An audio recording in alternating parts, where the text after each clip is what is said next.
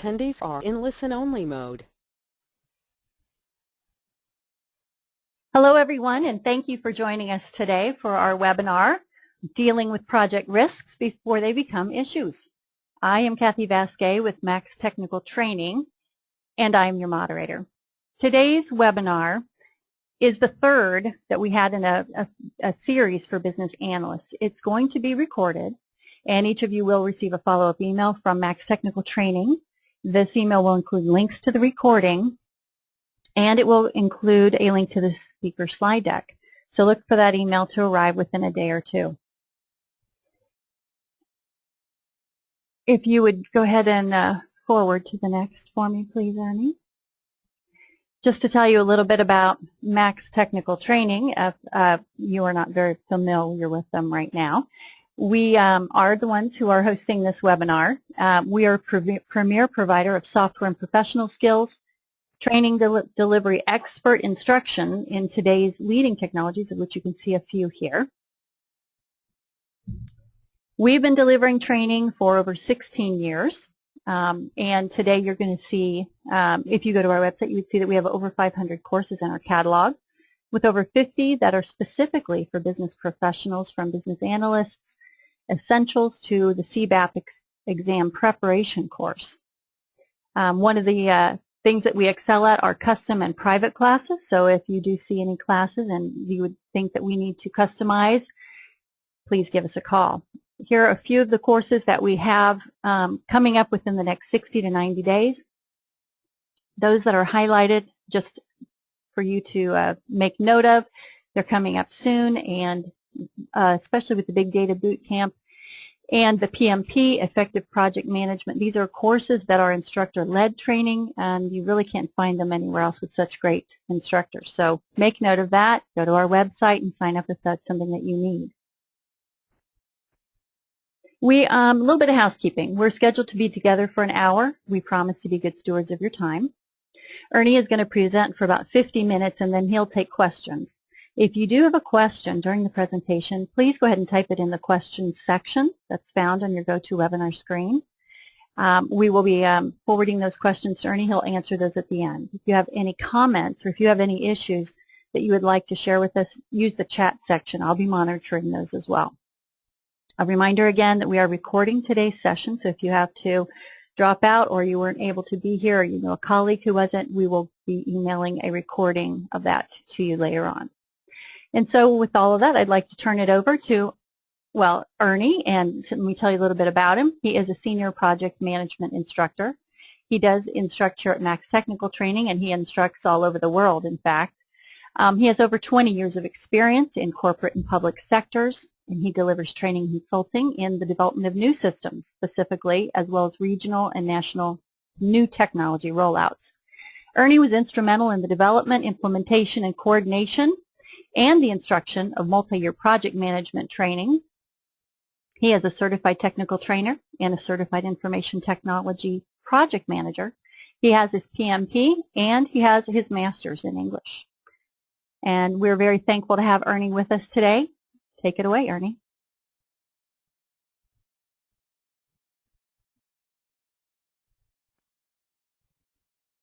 Hello, Ernie. Are you there?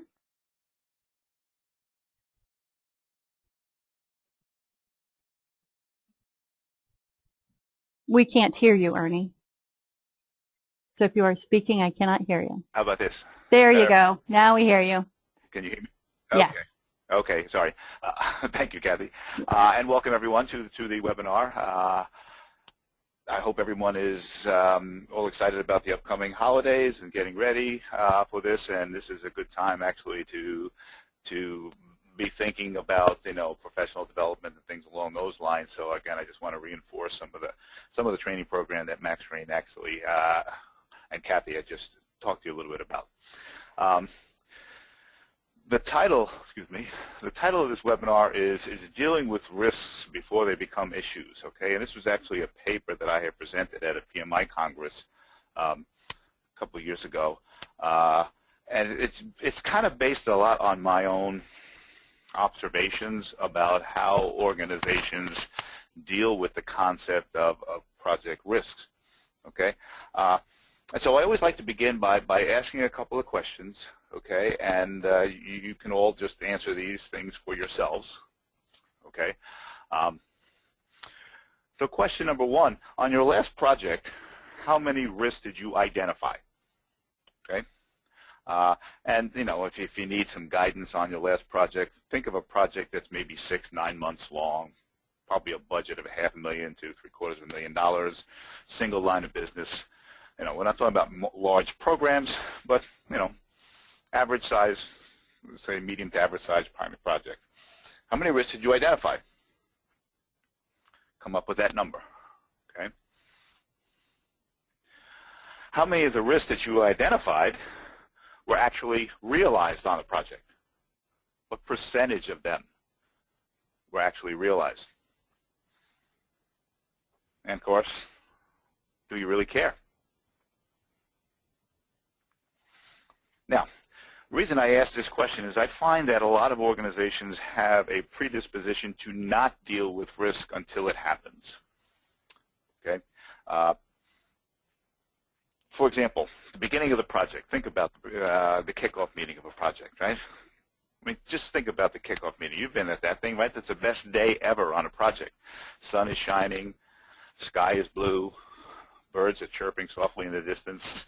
No one wants to think about uncertainties that could derail our project. Matter of fact, if you were even to bring up the concept of there might be uncertainties or risks out there, you would probably be shouted down, probably be touted as the negative voice in the room. Still doesn't mean that they're not there. Let me ask another question now. Let's talk a little bit about issues. Issues are known problems, right? And on your last project, how many issues did you identify? Think of that number. Okay. Now, quick question. Did you identify more risk, or did you identify more issues? Typically, when I ask clients this question, I'll hear they identify maybe 25 to 30 risks on their project, but they identify 100 to 200 issues on their project. And of course, my response is, you've got too many issues. Okay? Do you care? Well, yeah. How well do you manage risk on your project? And probably more importantly, how consistently do you manage risk on project? Some more questions just to get you thinking a little bit about this idea. Okay? Who knows for certain the top 5 risks that project managers in your organization faced over the last year? Let me say that again. Who knows for certain the top 5 risks that your project managers face? Okay. Who knows the top 5 issues that the project managers in your organization face? And of course, my question is, do you really know, or are you guessing? See, here's the thing. I'm sure you all have opinions on the top 5 risks and the top 5 issues. But unless you've got data to back it up, it's nothing more than an opinion. What you would need to do is you would need to look at all of the risks that were captured and realized on a project and organize them by categories. Then you'd have to do the same thing for the issues, and at the end of the year, aggregate all that information and make up a Pareto chart which shows you, in order of occurrence, how many times this particular risk showed up, how many times this particular issue showed up. But until you actually collect that data and analyze that data, all you have is an opinion. So, a couple of observations that I've made from going to clients. Many organizations rather focus on issues management than risk management. In other words, they wait for the uncertainty or the risk to occur, and then they deal with it then. Matter of fact, a lot of organizations think that risk management is waiting for the risk to be realized and then developing a workaround. Well, guess what? If you're waiting for the risk to occur, you're not practicing risk management at all. You're practicing issues management. See, here's an analogy. Risk management is kind of like using a mine detector to locate where the mines are. Issues management is more like jumping up and down on the minefield and waiting for the explosion. By the time you recognize where it is, it's already occurred. Okay? And this is the end result. The big thing I've noticed is that there's little reward for proactive risk management. The proactive project manager who mentions risk and tries to develop strategies to deal with those risks very rarely gets rewarded. Matter of fact, they often get labeled as not a team player, as a negative person, someone who's pointing out all the potential things that could possibly derail the project. Some of the explanations for this, none of them good. Okay, we don't have time to plan for things that might happen. We only have time to plan for things that will happen. Well, okay, well, you have the time and money to fix the problems that causes. This is one I've heard. I thought this was brilliant. Risk planning is just an excuse for not getting the work done. Well, looking out for your interests certainly are as important as well. There's no value add to risk management planning. No, but there is recovering from the setbacks that those risks occur and cause. And then this is one of my favorites. I get paid to fix real problems, not plan for imaginary ones. Well, guess what? The ones that may occur are still out there regardless. So,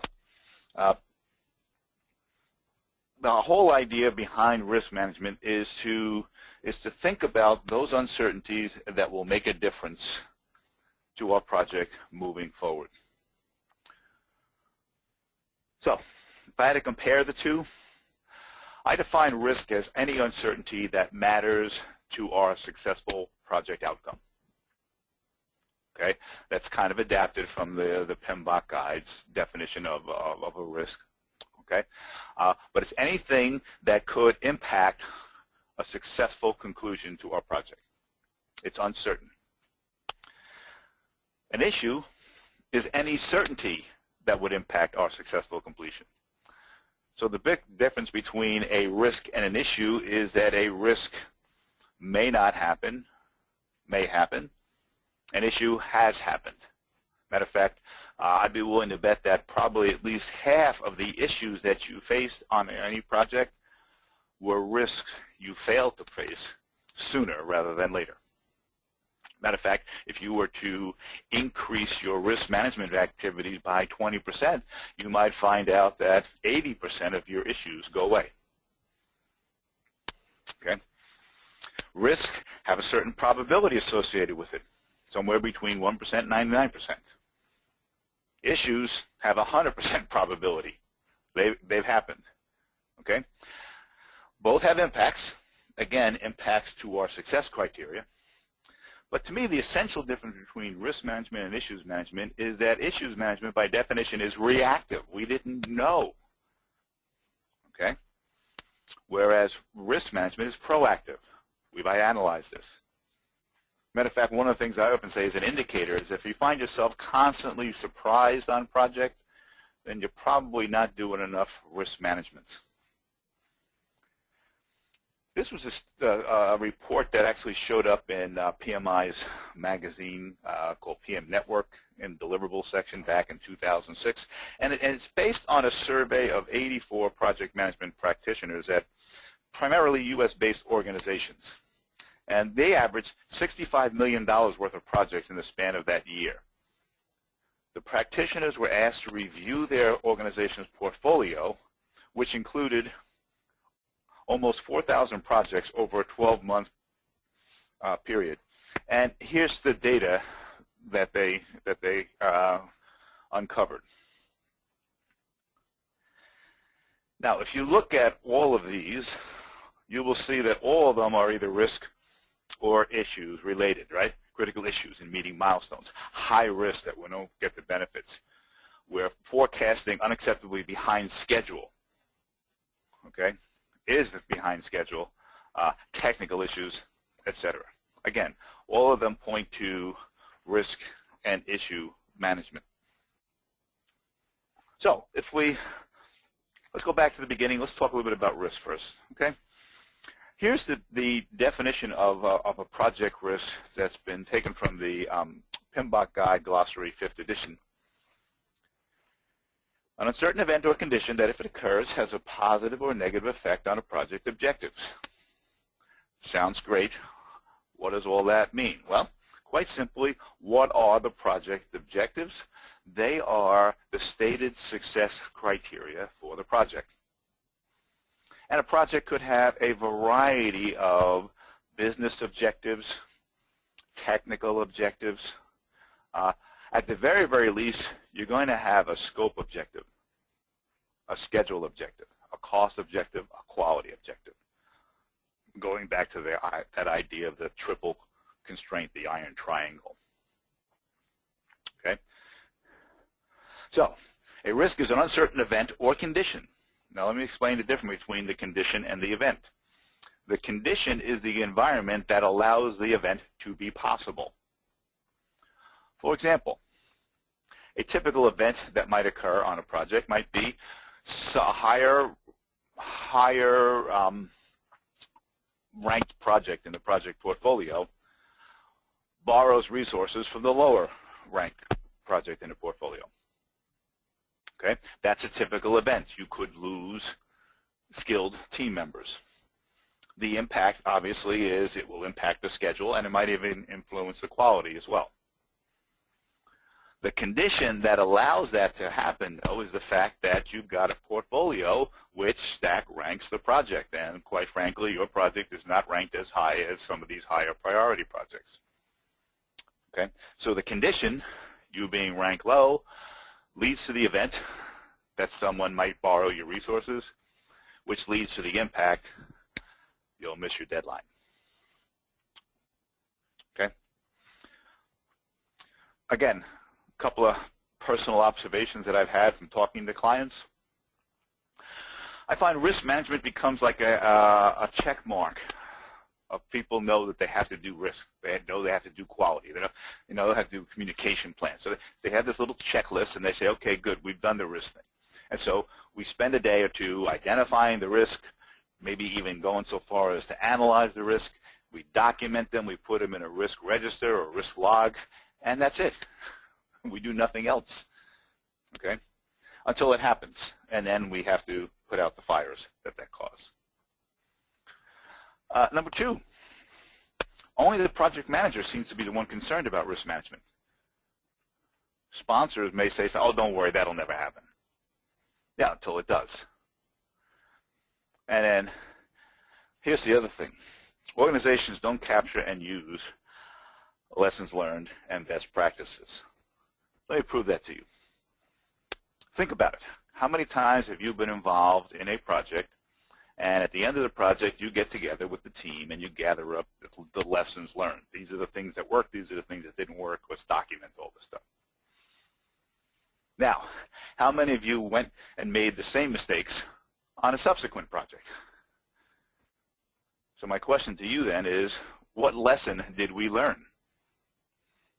To me, the only lesson we learned is record them and then store them somewhere. So a lot of it has to do with how organizations capture and use the lessons learned. I've actually worked with one organization which worked into their methodology, and one of their steps that they do during the initial chartering process is the project team must look at a lessons learned database of similar projects and identify potential risks that are in the current project that they're even thinking of chartering. See, before they even sign the charter, they actually go back and review lessons learned to see just how risky is this project. Interesting idea. So, what is risk management? talk about that? Well, it's all the processes that will allow us to manage all those uncertainties that could impact a successful conclusion to our project. So that includes the planning, the identification, the analysis, planning responses. How am I going to monitor these risks? How am I going to control the ones that actually occur? The objectives are to increase the probability impact of positive events and decrease the probability impact of negative events. Now let's talk a little bit about that. How many of you were surprised to actually notice in the PMBOK guide definition of a risk that a risk could have a positive or negative effect on your project success? See, positive outcomes are generally not associated with a word like risk. We always think in terms of risk versus rewards. But according to the PMBOK guide, a risk just is an uncertainty that matters, and it could matter in a good way as well as in a bad way. So, if a risk was identified as a threat, a natural reaction to that threat would be to run away from it, to take steps to avoid, transfer, mitigate, whatever. However, if the risk was identified as a positive outcome, what we call an opportunity, then it would make sense to actually run towards it, to take proactive steps to exploit, to enhance, to share. So how we respond to a risk is going to depend upon how we've identified it as either a positive outcome, an opportunity, or a negative outcome, a threat. And here's the new thinking on risk management. Don't spend all of your time looking at the threats. Yet granted, there are threats out there, and you need to identify them, you need to analyze them, and you need to be able to develop realistic responses. But at the same time, spend some time and effort identifying those opportunities. What are those good things that could happen, that could influence me finishing my project successfully? And all projects have opportunities. And I know some of you probably still don't believe that, but let me try to convince you. How many of you at the end of your project have ever made a statement that sounded something like this? Boy, if I had to do that project all over again, I would do A and B and C. Well, guess what? A, B, and C were missed opportunities. Things that could have helped you be more successful if you had taken the time and energy to identify them beforehand. Okay? So my point here, take time, focus on those two things that could help. Instead of saying somebody might steal my key resource at a time I needed to, maybe the focus should be how can I lock up my key resource for a period of time so that I will finish on time, on budget, on specification. So let's walk through the process for risk management. Okay? It all starts with a risk management plan. And again, it's got to be a team approach for a number of different reasons. Number one, I need to get the team to buy into this process. At the end of the day, we know that the project manager is responsible for achieving that successful outcome. But being a manager, the manager gets work done through the collective effort of others. So we need to get that team to buy in. The other thing about it is that each team member brings a certain level of expertise to the process. And that expertise allows them to have different views, different opinions on the uncertainties and how probable they are and how impactful they might be. So you really want to get a team to do this. There's a lot of people who have the mistaken notion that the project manager is the be-all, end-all of everything, that they know everything that's going on and everybody else just follows along with it. That's not the reality. The reality of it is it's more of a collaborative effort. And the project managers spend most of their time trying to get the most out of the team. So it's a team approach. It's also a process approach. You hear the word process used a lot in project management. In fact, the PMBOK Guide 5th edition has 47 unique and identified processes. Okay? The beauty of a process is if I follow this process, I get consistent outcomes. Anybody who's involved in a manufacturing environment understands that variation in the output is not a desirable thing. We want consistency out there. We want to follow the recipe. We want to follow the protocols, because we know that when we follow the recipe, when we follow the protocols, the outcomes come out consistent. They're repeatable, and they're predictable. Okay? Remember, predictable is not a word we often use, first off in risk management, but secondly even in project management, because think about what project management is. It's you standing in the present, possibly using data from the past, but you're trying to forecast the future. And the future, by definition, is uncertain. Okay? Matter of fact, uncertainty exists the moment you decide, I'm going to do something in the future. The goal of this process then should be to produce our risk management plan, which is basically our plan to define, manage, analyze, and respond to risk inherent in this project. Okay? So some of the things that you might include, let's say, in a risk management plan might be, well, you know, where am I getting the data to come up with a probabilistic analysis of this? Where are my sources of information to help me identify some of these risks? What are the roles and responsibilities of the team members when it comes to risk? One of the key roles that we often identify in a project is the role of the risk owner. We always like to try to pick an individual on the team to own each identified risk. And we choose ownership based on their ability to identify, analyze, and respond to those risks. What are the categories of risk that we want to set up? Okay, do we want to break it down by chapters of the PMBOK: scope, schedule, cost, quality, communication, stakeholders, procurement, etc. Technical. Assign risk to categories. Okay, what are the stakeholders' tolerances for risk? For example, on any given project, one of the key objectives might be more important than the other. For example, if you're in a quick go-to-market scenario, then maybe schedule is more important than cost.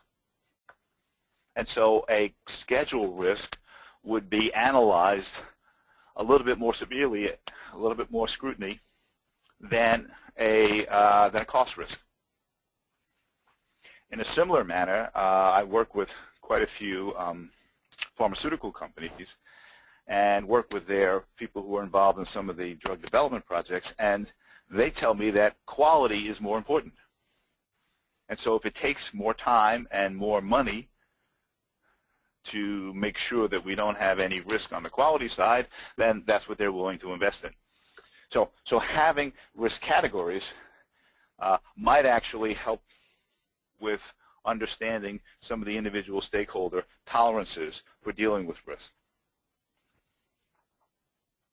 So the process flow for risk management should look something like this. And when I teach my classes, I often draw a picture of a funnel to talk about this. And the idea around this is fairly straightforward. Number one, on any given project, there's probably hundreds of risks out there. What are the odds that every positive thing that could happen will happen?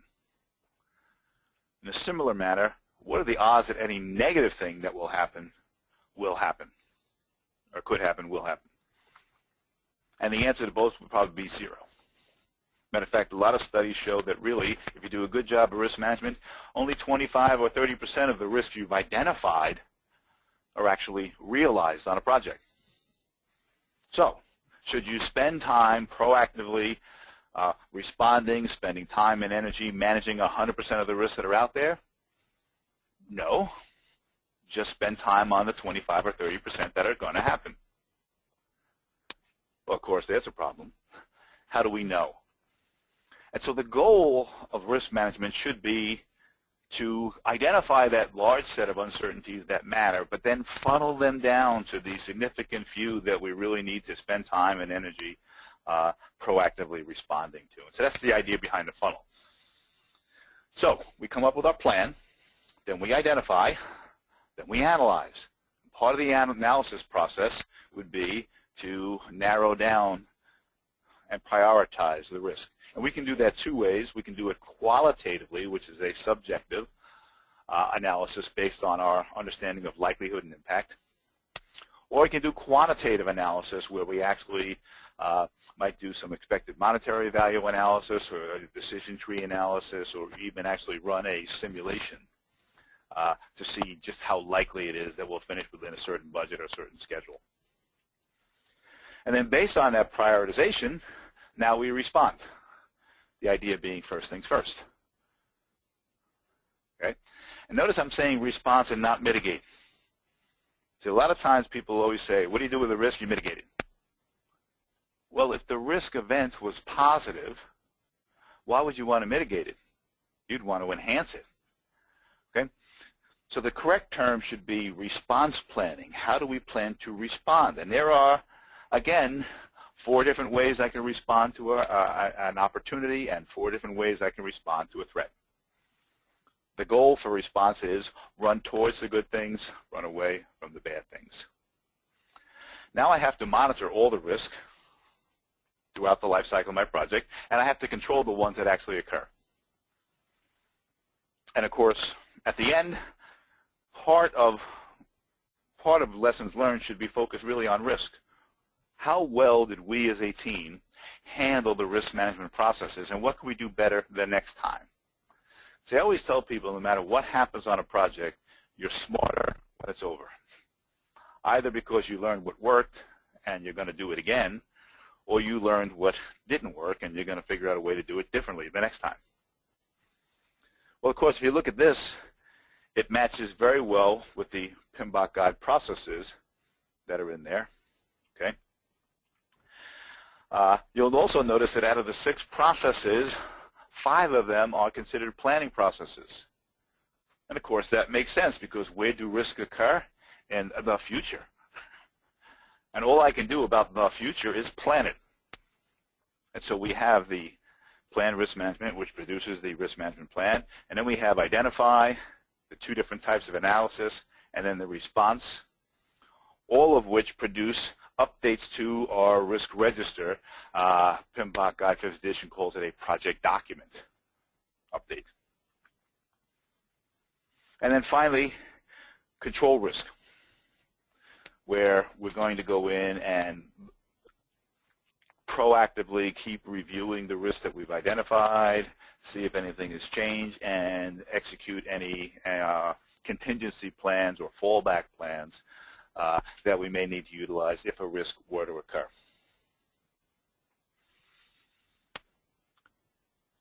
So I thought a good thing to talk about then would be, Simon says, go forward. Let me see how this is working here.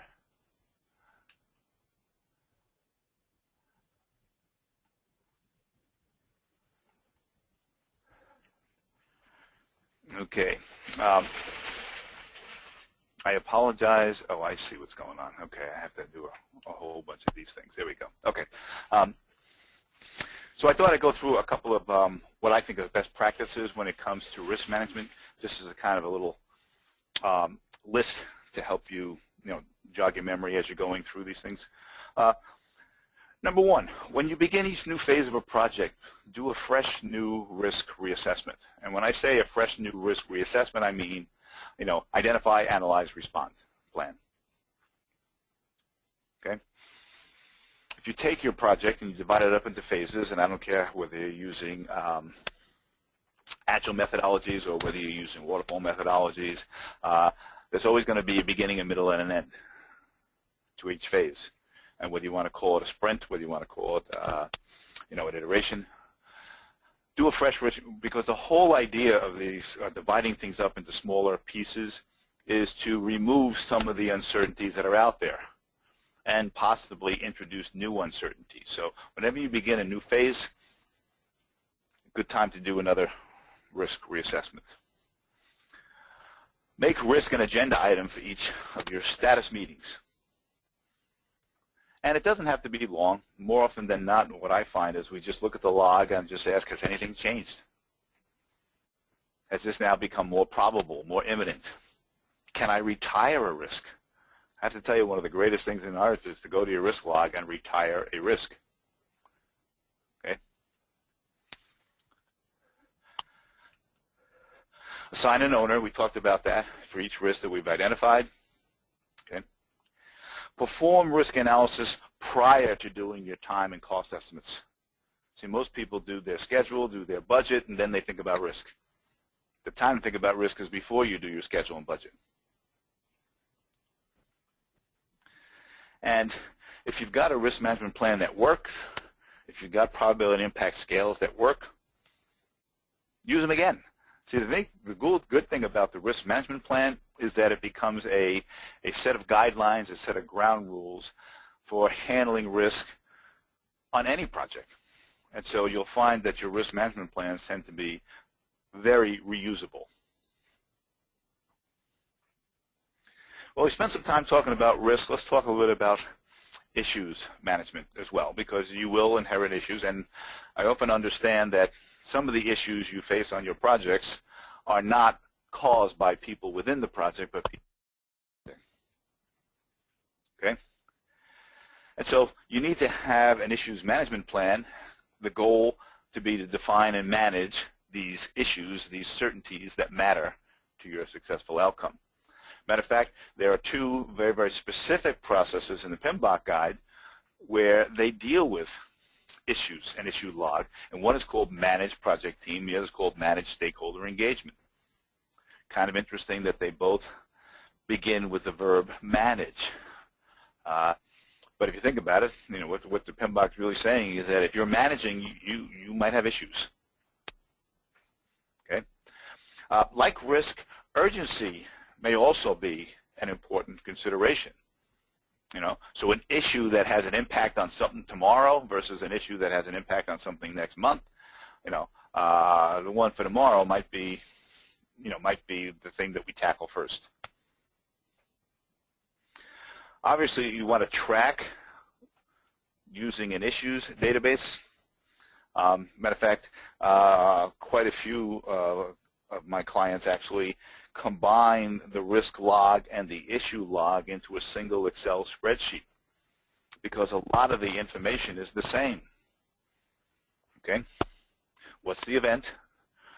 What's the impact? Who owns it? Okay? What's our assessment of the impact, et cetera, and then how are we going to deal with it? How are we going to respond? Matter of fact, the only difference, the only column that's different is I don't need a probability assessment for an issue because an issue has occurred. Probability is 100. And also, I'm a strong believer in going back and looking at the issues that we faced on a project and seeing what category of issues shows up most frequently. That will allow me to do some kind of Pareto analysis. I might find out that 80% of my issues come from 20% of my my categories.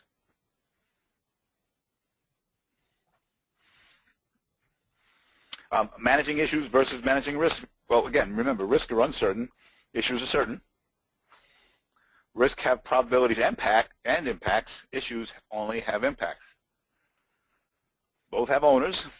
Both use logs to track. The format for the logs is similar. And the reporting process is similar.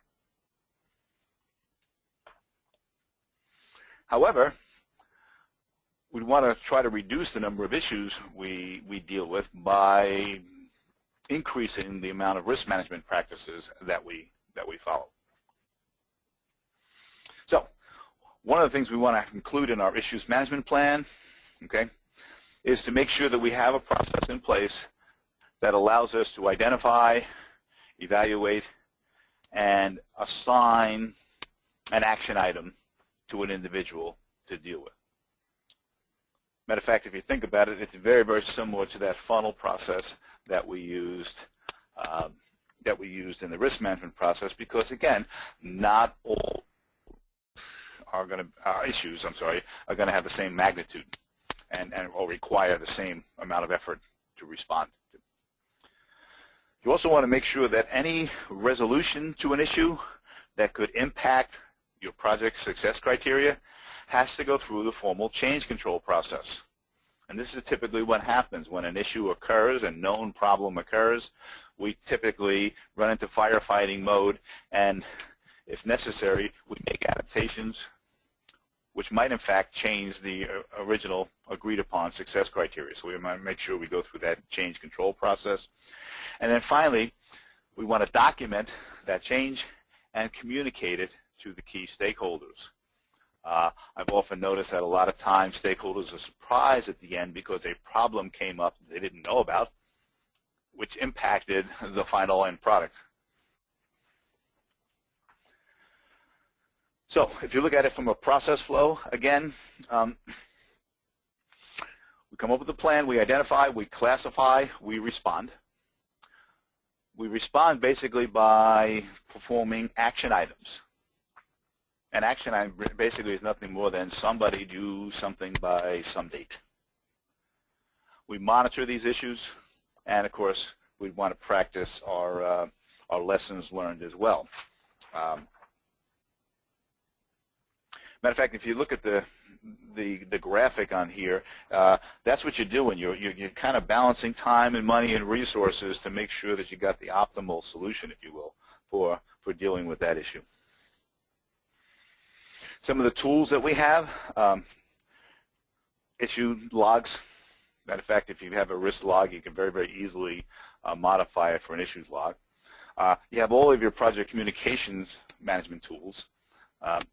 So it could be Microsoft Project, it could be PowerPoint, Excel, Outlook, whatever other kind of tools you might be using. You might be using SharePoint as well. Checklists. Remember, any issue that came up on your prior project should become part of the checklist for the next project. Okay? Brainstorming. I could sit with the team and start brainstorming some ideas here, coming up with categories for these things. Creating a responsibility assignment matrix, a RAM.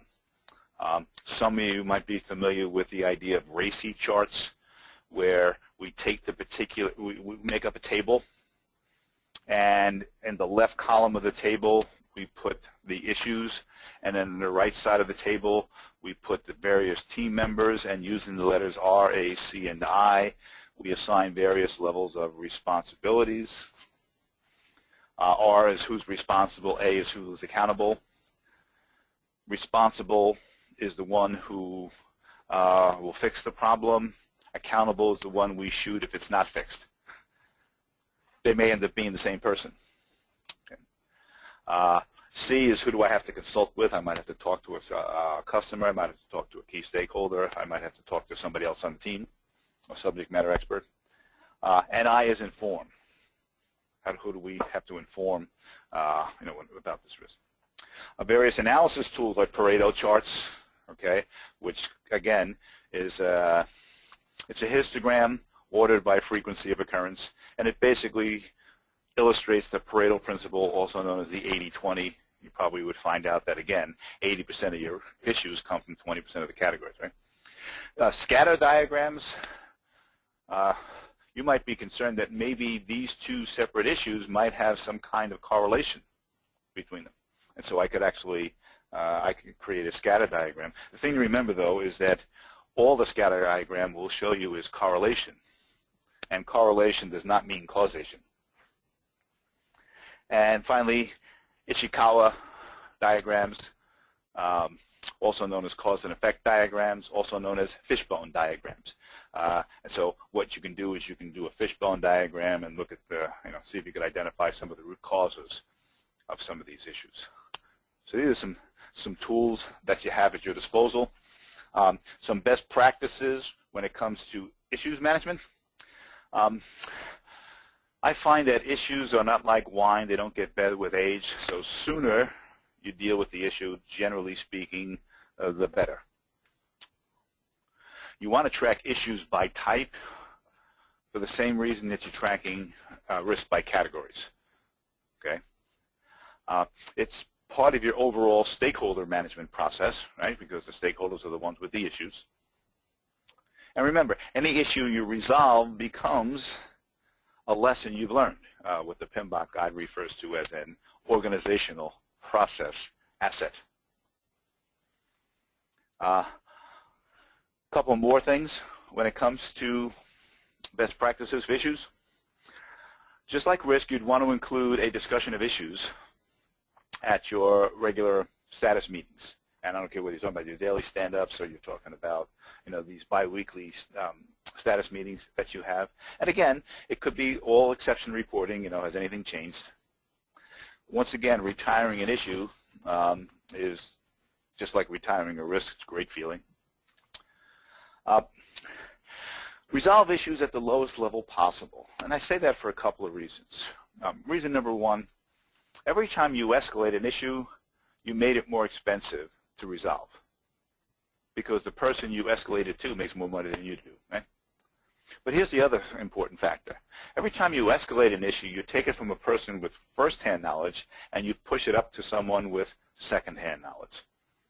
And sometimes that's not always the best.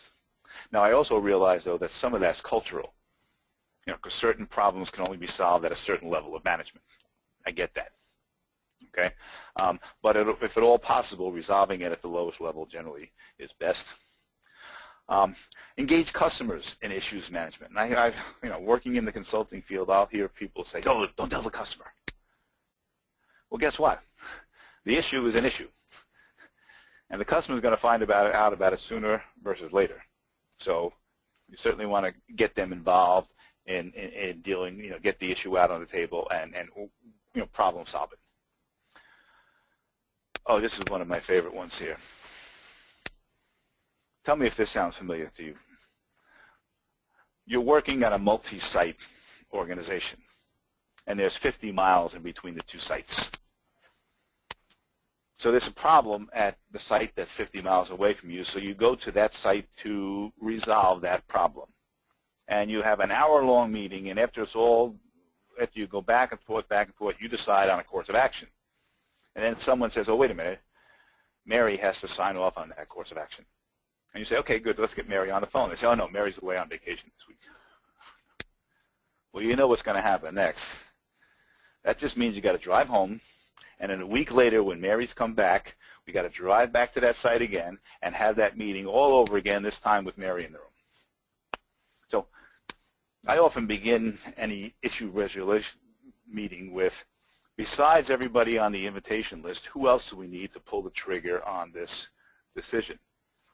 If they say Mary, we look at Mary's calendar. And if she's not available, then we don't schedule the meeting until Mary is available. Look for root causes of several like issues. You might find out that there's one single underlying cause for all of these things. And so maybe a single solution might make a whole host of problems go away.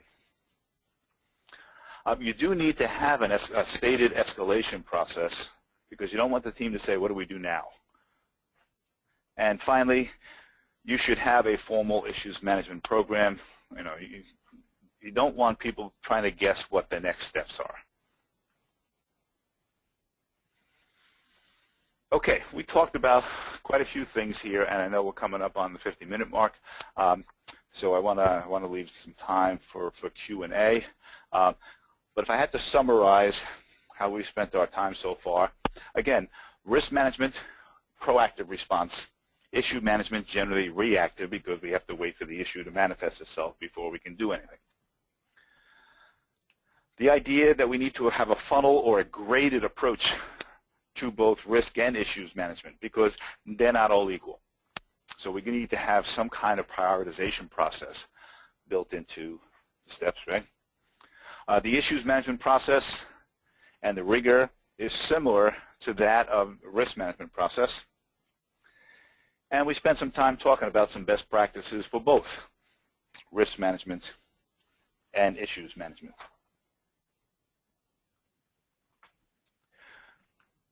Okay, and so I thought at this particular point I would open it up to questions. Kathy, I don't know if I need to present, send you to present. I can say the presenter role, right? You can still just... Absolutely, we're good. So everyone, okay. Yeah, if you have any, well, I have one question here, but if anybody else wants to ask any questions, just type them into the questions panel there in your webinar, your GoToWebinar screen, and I will make sure that Ernie answers those. In the meantime, the one question that has come up, it's regarding your tools. Ernie, you mentioned you mentioned all of those different tools, but what in your, with your experience with all the different clients that you've had, is the go-to tool that seems to work the best? For risk management, issues management? For the risk management, in order to stay on top of it, keep everyone... Yeah, it would definitely be the, setting up a risk register or risk log, okay? And so, and again, in my experience, most of the clients that I work with use a tool like Excel as their risk log, because that's all it really is it's just a log of, you know, the uncertainties that matter. Now, what I like to do when I talk about the setup of my risk log is I want to make sure that I actually have a column that separates out the condition from the event from the impact. And again, I'll just quickly review what those three terms mean. The event is a thing that may happen. Someone may steal my resource, okay? Or the union might go on strike. Or there might be inclement weather. So that's the thing that may happen. The impact is what of my success criteria is impacted by this. Somebody steals a resource, I'll miss my deadline. Okay? We have inclement weather and, you know, nobody will show up for the picnic. All right? So the impact column is what's affected, which success criteria, scope, schedule, cost, quality, is impacted by the risk. And again, the condition is the environment or the root cause that allows the event to be possible. Why would somebody steal my resources? Because my project is a low priority project. So that's the condition.